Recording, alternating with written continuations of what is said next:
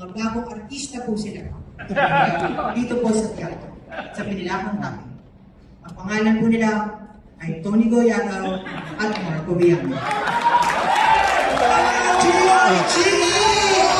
Isang magandang araw sa ating lahat! At welcome sa Virgin Lapis 21, Hubot-Hubad! Maraming salamat po sa pagsama sa amin ngayong hapon para sa VLF 21 Hubot-Hubad Press Launch. Kami po ang inyong host ngayong hapon. Yes. At gusto namin magpasalamat dahil nagsama-sama tayo ngayon para umpisal na simulan ang festival para sa 21st edition ito. Grabe, 20 taon na ang Virgin Lapis. I know, legal na. At sa loob ng 21 years, patuloy pa rin tayong nagkukwento ng mga bagong tula na makabuluhan at hindi tinatakbuhan. Uy!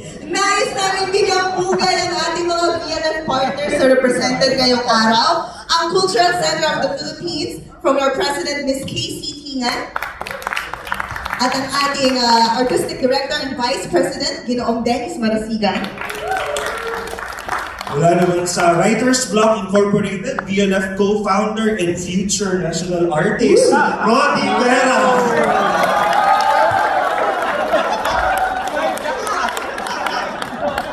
At mula sa Tanghalang Pilipino, ang aming mga tatay at nanay, Tanghalang Pilipino Artistic Director, Fernando C. Jose. Ang Tanghalang Pilipino Company Manager, Carmela Miliado Manuel.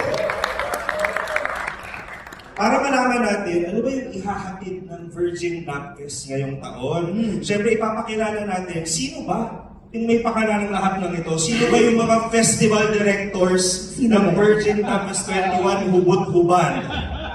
Siyempre, una dyan, ang Tanghalang Pilipino Associate Artistic Director, Marco Villanueva. Tanghalang Pilipino Theater Education Program Officer and ACC grantee, Tony Goyada.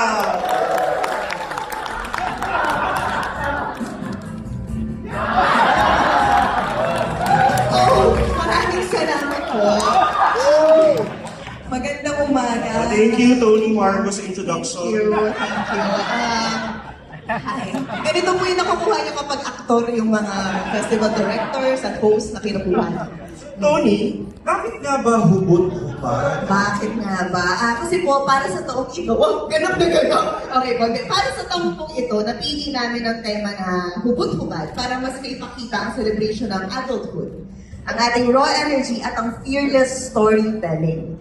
At ito, nakikita natin ang mga Pilipino na ilalabas ng mga Pilipino ang kanilang voice at spirit para ma-lay bare ang mga stories ng walang restraint. So para sa 21st edition, pinagpapatuloy natin ang paglalahad ng mga kwento at paghuhubot-hubad ng mga katotohanan dito sa entablado ng Virgin Lapis. Pinili rin natin na tambalang salita, hindi hubo lang, hindi hubad lang, hubot-hubad. Bilang pagbibigay pugay sa tambalang nangyayari sa buong festival. Ang tambalan ng mga festival directors, ng production managers na sila Sandy Javier, Clody Lucero, Nicky Garde Torres at Daniel Gregorio. Siyempre kasama ang mga stage managers sa pamumuno nila Camilo de Guzman, JV Carrion at ang bagong-bagong ACC grantee, Rafa Lebuy. Lahat, siyempre kasama natin lahat ng mga mandudula, direktor, aktor, mga designers, na lahat nagtatakbo at nagtatambalan para maglahad ng mga kwentong Pilipino. At maraming salamat din po siyempre sa ating mga press friends na narito ngayon bilang suporta sa patuloy na paglago ng festival.